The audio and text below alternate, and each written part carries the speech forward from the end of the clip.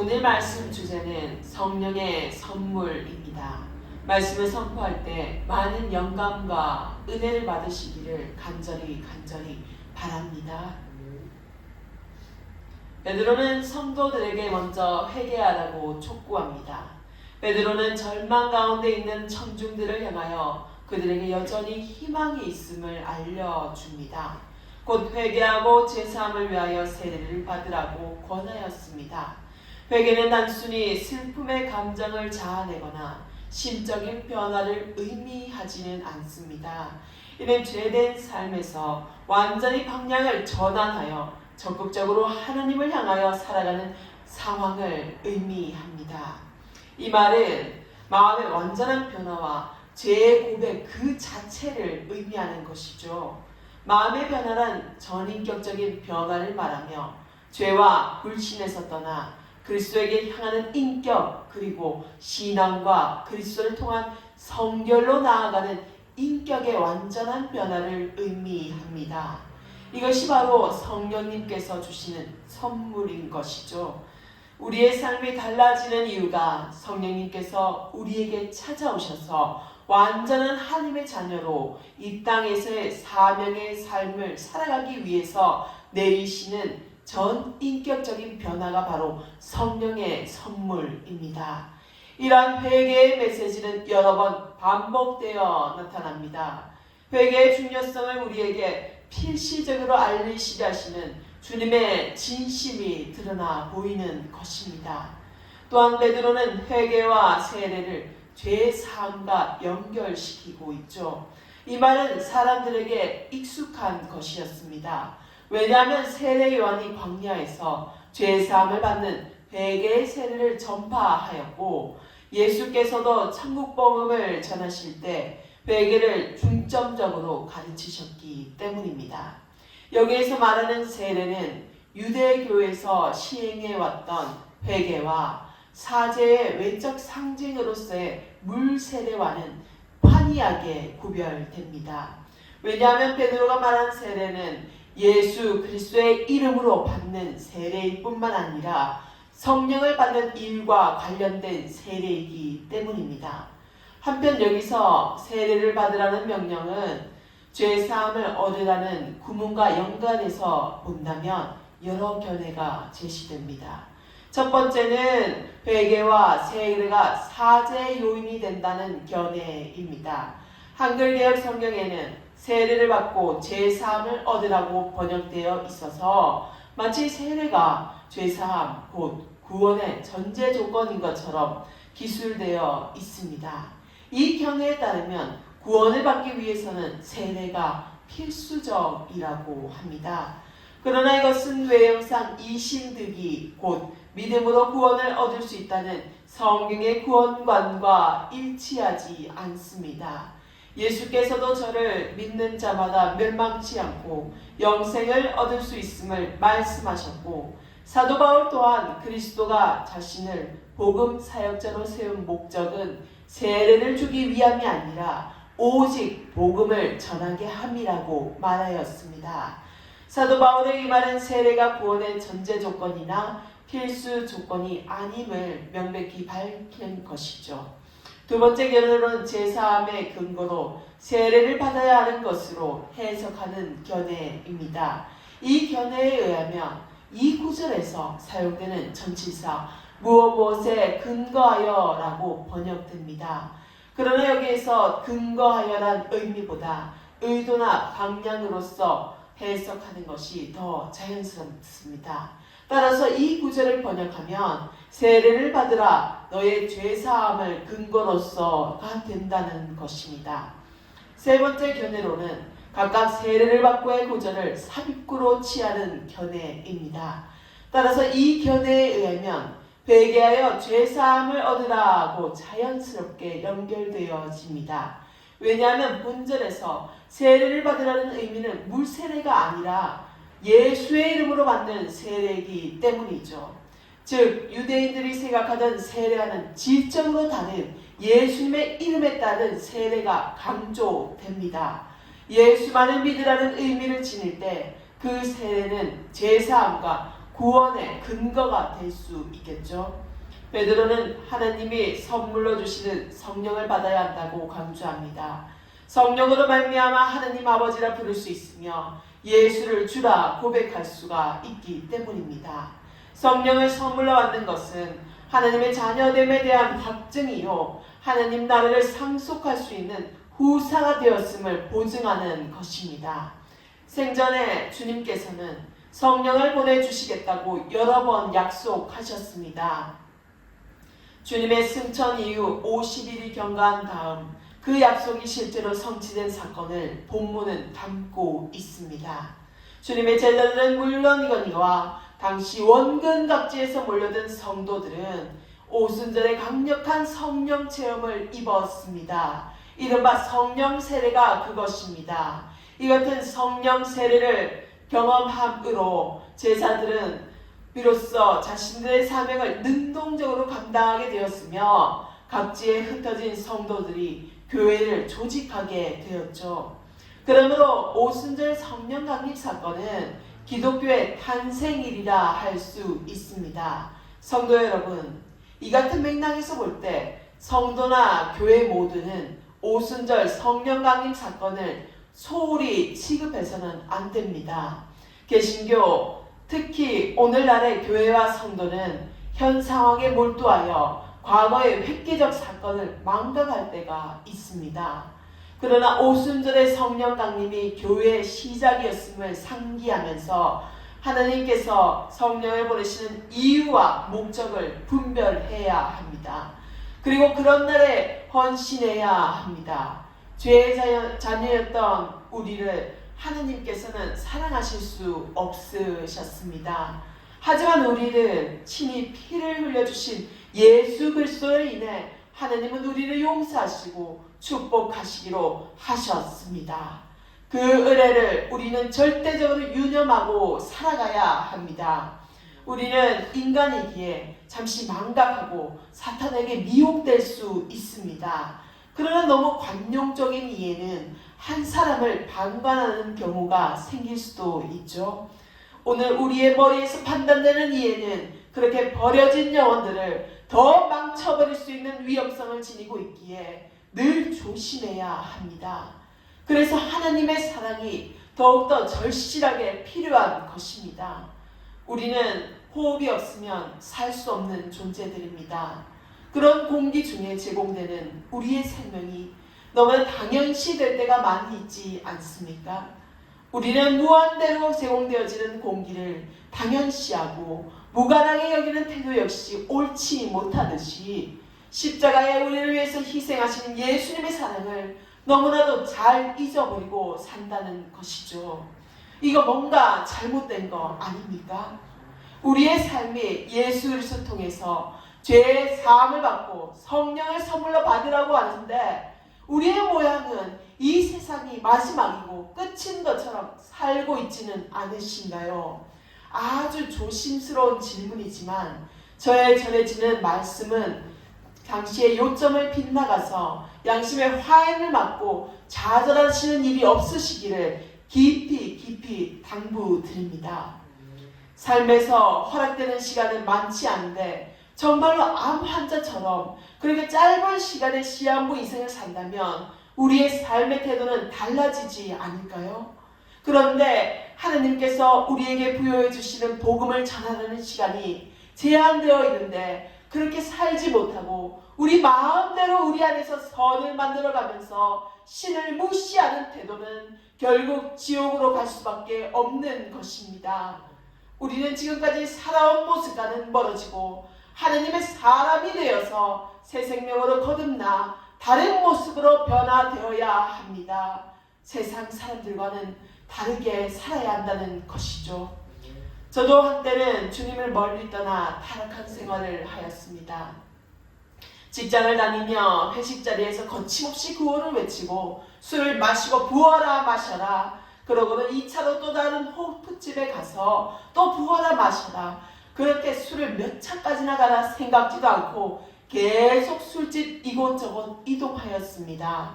결국은 아침 7시까지 술을 부어라 마셔라 하면서 타락한 생활을 많이 하였습니다.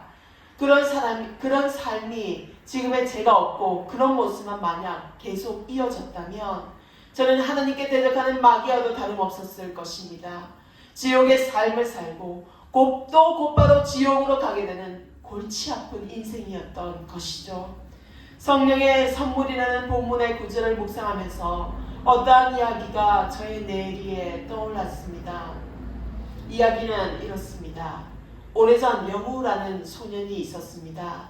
아버지가 어릴 때 일찍 돌아가셨고, 그리고 얼마 안 되어 13살 되던 해에 청천벽력 같은 사고가 터졌습니다. 친구들과 축구를 하다가 축구공에 눈이 맞아 실명하게 된 것입니다. 이 소식을 듣고 충격을 받은 영우의 어머니도 8시간 만에 세상을 떠나셨고, 공장에서 일하며 어린 세 동생들을 거르던 큰 누나마저 2년 후 과로사로 세상을 떠났습니다. 어린 영우는 깊은 절망과 함께 나락으로 떨어졌습니다. 두 동생은 각각 친척집과 고아원으로 보내졌고, 영우는 서울 맹아학교 기숙사로 보내졌습니다. 영우는 암흑 속에서 너무 힘든 10대 시절을 보냈지만 결코 주저앉지 않았습니다. 앞서 말한 큰 누나가 죽기 전에 앞 못 보는 영우의 손을 잡고 이렇게 당부했었습니다. 불광동에 가면 천막친 교회가 있는데 거기서 목사님 기도를 꼭 받아. 그 목사님이 바로 조용기 목사님입니다. 어린 영혼에 가서 조용기 목사님의 기도를 받으며 간절히 기도했습니다. 눈이 고쳐지진 않았지만 영의 눈을 뜨였습니다. 하나님이 주시는 거룩한 꿈을 갖게 되었습니다. 너는 비록 앞을 못 보고 고아이지만 내가 너와 함께 할 것이다. 앞으로 너는 많은 불쌍한 사람들에게 하나님의 영광을 나타내게 될 것이다. 어린 영혼은 신앙으로서 새로운 소망을 갖고 살기로 했습니다. 끈질긴 노력 끝에 연세대 교육과에 입학했고 졸업 후 장학금을 받고 미국 유학길에 올랐습니다. 4년 뒤 그는 미국 피츠버그 대학에서 박사학위를 받았습니다. 한국인 최초의 시각장애인 박사 강영우가 바로 그입니다. 미국으로 가기 전 그는 결혼하여 두 아들을 낳았습니다. 강 박사가 57세가 되던 해 당시 그는 한인 역사상 최고 고위직이었던 백악관 국가장애위원회 정책 차관보로 발탁되는 영광을 안았습니다. 그는 부시 대통령 부자를 비롯한 수많은 미국 정재계 인사들과 우정을 맺었습니다. 또 세계장애인위원회 부회장 겸 루즈벨트 재단 고문으로 7억 명에 가까운 세계 장애인들을 섬기는 귀한 인물이 되었습니다. 강 박사의 두 아들 중 큰아들은 아버지처럼 앞 못 보는 분들을 돕겠다는 꿈을 안고 안과 의사가 되었으며, 변호사가 된 작은 아들은 백악관에서 오바마 전 대통령을 돕는 특별보좌관으로 일했습니다. 부자가 대를 이어 백악관에서 미 대통령을 보좌하는 고위직에 오른 것입니다. 강영우 박사는 안타깝게도 68세의 나이에 췌장암으로 세상을 떠났습니다. 그러나 그는 말기 췌장암 판단을 담담하게 하나님께 감사함으로 받아들였고 자신의 장애는 저주가 아닌 축복이었음을 간증했습니다. 여러분, 놀라운 사실은 강영우 박사에게 있는 것이 아니었죠. 바로 하나님께서 강영우 박사를 통해서 일하신 그 기적이 우리를 더욱더 놀랍게 하고 보아야 할 것이겠죠. 우리는 현재만 보면서 달달 볶듯이 쫓기듯이 그렇게 하루를 살아내야 하는 지겹고 박복한 인생이라고 생각한다면 그 생각 대단히 위험한 생각입니다. 왜냐하면 사람은 생각하고 꿈꾸는 그대로 되기 때문입니다. 내 생각, 내 마음을 정리하고서 하나님께 강영우 박사처럼 간절히 기도하시길 바랍니다. 비록 내가 원하는 꿈과 바램들은 이루어지지 않는다 해도 배의 돛대를 다른 방향으로 돌려서 다른 세계를 역사하시는 하나님을 바라볼 때에 새 힘과 새 꿈과 새 비전과 새로운 능력과 권세들이 우리에게 현실로 다가 이루어 가실 것이라는 것을 믿음으로 믿으시기를 바랍니다. 그렇다면 우리는 무엇부터 실천해야 할까요? 삶의 자리에서 지금 방황하고 아무도 알 수가 없는 막막한 어둠 속에 홀로 남겨져 있는 것 같이 느끼시나요? 그렇다면 말씀을 들으세요. 그리고 성경 말씀을 개인적으로 읽고 또 기도로 말씀으로 합을 이루어 하나님께 삶을 의지하고 의탁하기를 원한다고 그렇게 이루어 가실 하나님을 믿고 순종할 수 있는 마음을 달라고 기도해 보세요. 죄사함의 권세는 받을 수 있는 기회는 오직 이 땅에서 뿐입니다. 육신으로 살 때는 죄 용서를 받을 수 있지만 언제 오시는지 알 수는 없지만 임박한 예수님의 재림이 다가올 때 그때에는 심판대에서 죄사함을 받을 자격이 박탈되고 이 땅에서의 삶에서 하나님을 믿고 찾지 않은 것에 대한 죄의 대가를 지옥에서 고통 속에 치를 때에는 그때는 이미 너무 늦은 것이죠. 아마 그럴지도 몰라요. 아무도 나에게 예수 믿으라고 말해주지 않았어요. 그런데 여러분 생각해 보세요. 우리가 간접적으로 예수님을 전하는 자들이 우리 주변에 많지 않았을까요? 주님을 전하는 자들이 있었는데도 완전히 영적인 귀와 눈이 멀어버려서 결국 주님께 뒤돌아선 것은 자기 자신이지 않았나요? 신약에 나오는 돌아온 탕자 둘째 아들을 생각해 보세요. 다윗처럼 자기가 저지른 짓은 아무리 많은 희생 제물을 드린다 해도 속죄할 수 없다는 것을 작은 아들은 알고 있었겠죠. 하나님이 우리에게 원하시는 것은 외적으로 많이 훼손되고 내적으로 갈대하게 찢긴 다친 마음을 하나님께 내어 보이는 것입니다. 우리가 보통 병원에 가서 의사에게 아픈 부위를 보이고 고쳐달라고 하잖아요. 주님도 마찬가지입니다. 주님께서도 우리의 아픈 부위에 다친 마음을 보시고 고쳐주시고 또 고쳐주신 것이 너무나 감사한데 우리의 마음을 회복시키셔서 세상을 다른 눈으로 새롭게 볼 수 있도록 만들어 주신다는 것이 얼마나 감개무량한 일인지 그 큰 축복 속에서 사는 천국의 삶을 살게 하시는 하나님께 참 감사를 드려야 하잖아요. 내가 죄를 지었습니다 라는 고백은 성경에서 적어도 8사람의 입술에서 나온 것입니다. 그들 중에 몇몇의 경우에는 이 말에 진정성이 없었죠.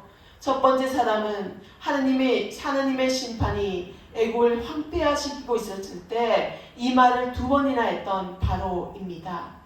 두 번째 사람은 탐욕이 많았던 선지자 발람이었고 세 번째 사람은 불순종한 군사 아간이었습니다. 사울 왕은 이 말을 3번이나 하였습니다.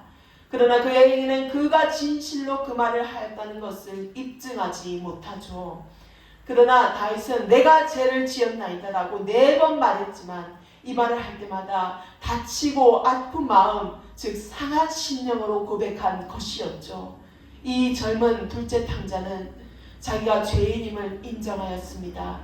그러나 자기 아버지의 사랑을 믿으려 하기보다는 타협을 해서 가족의 일원으로 다시 돌아갈 궁리를 하였습니다.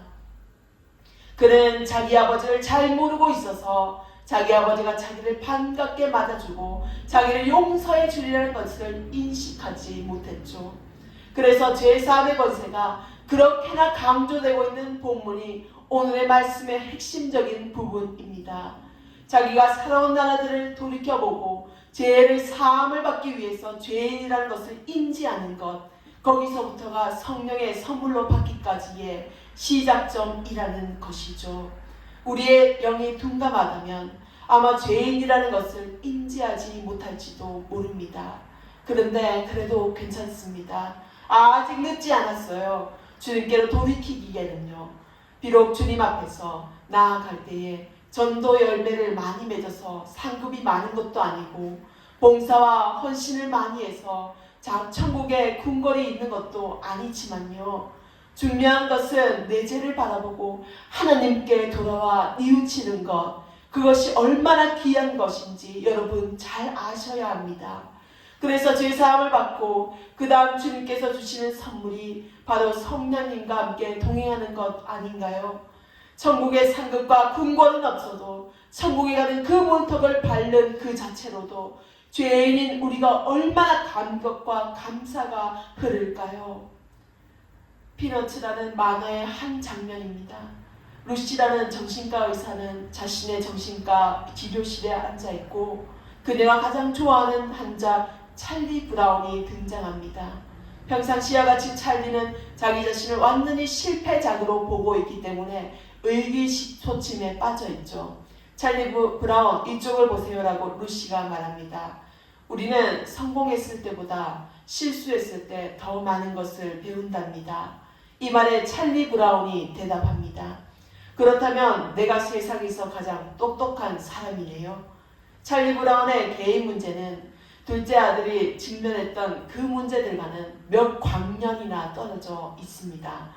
그 작은 아들은 더럽고 냄새나는 넝마 같은 옷을 입고 집을 터덜터덜 걸어가면서 자기 아버지가 자기를 보았을 때 뭐라고 말씀하시고 또 어떻게 생각하실까 생각해 봅니다.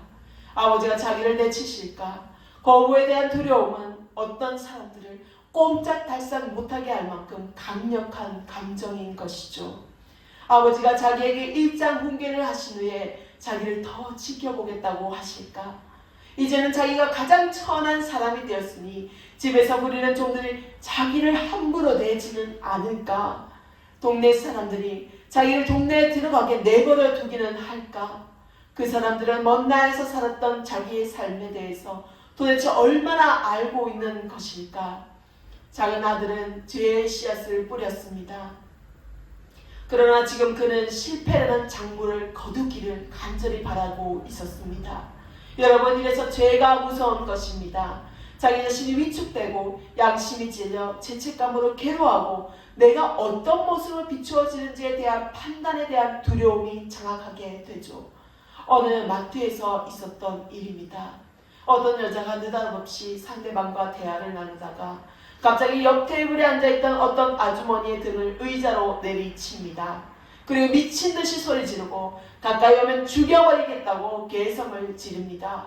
그를 말리던 엄마를 보고는 엄마마저도 주먹으로 얼굴을 때리고 머리를 내리칩니다. 상당히 비이성적인 행동이 아닌가요?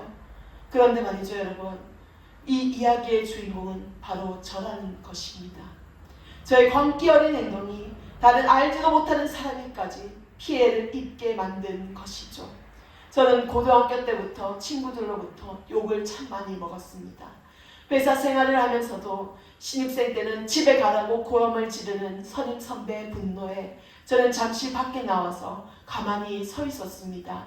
그리고 회사 공정을 파악하는 시험을 잘 못 쳐서 혼이 나면 죄송합니다 라고 말하였습니다. 그러면 선배는 죄송하면 다냐고 윽박을 지르며 소리치시길래 아무 소리도 않고 고개만 숙이고 있으니 죄송하다고 말할 줄 모르냐면서 또 혼내시는 것입니다.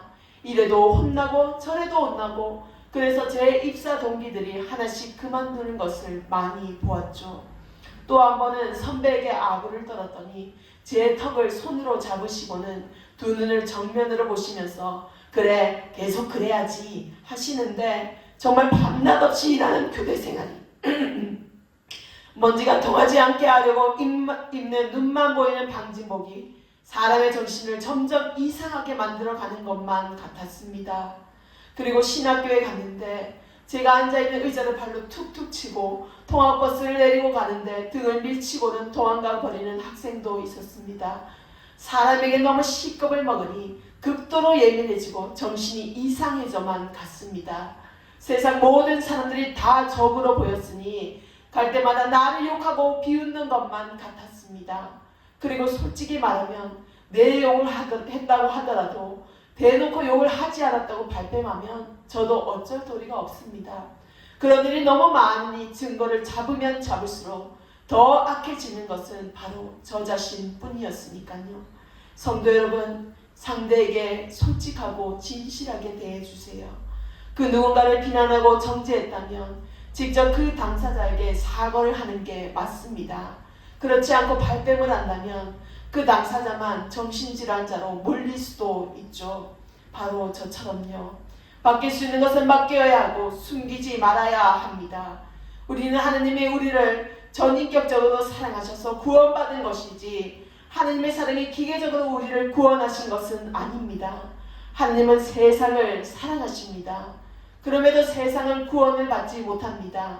우리는 값을 치르고 은혜와 자비로 나타내신 그 사랑으로 구원을 받았습니다.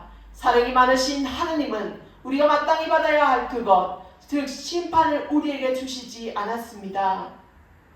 은혜가 많으신 하나님은 우리가 받을 자격이 없는 그것, 즉 목욕, 신발, 반지, 옷, 잔치 등 인생을 다시 살 수 있는 새로운 기회를 우리에게 부여해 주십니다.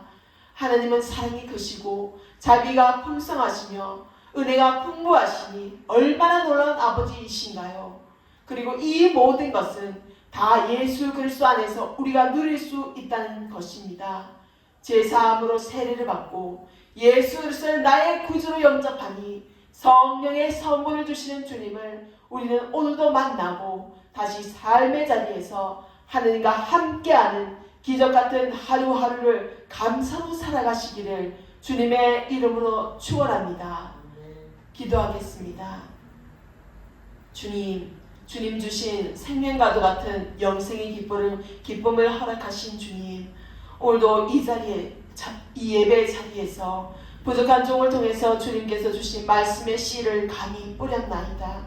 뿌리는 말씀에 주님께서 택하신 자녀들의 마음밭에 심기어져서 자라나게 하시는 주님의 능력으로 성숙하고 이전의 삶에서 죄가 많았다면 이제는 죄의 사함의 권세를 받고 성령님을 만나서 하루하루를 선물로 살아가게 하시옵소서.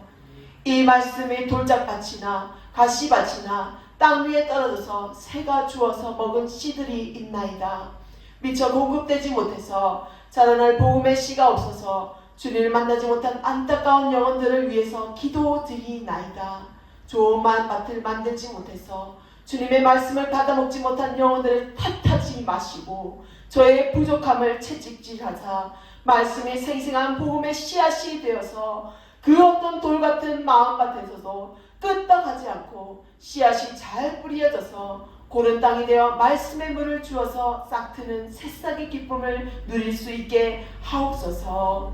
끝까지 포기하지 않고 전해지는 주님의 말씀을 반복하여도 또 끝이 없이 가망이 없는 것 같아도 그에 따라 좌절하거나 무너지지 않고 오로지 하느님이 놓지 않는 생명의 끈을 저도 함부로 판단하거나 포기하지 않고 계속 받은 말씀으로 나누고 말씀을 전하는 사명감을 부여하여 주시기를 간절히 원하옵나이다.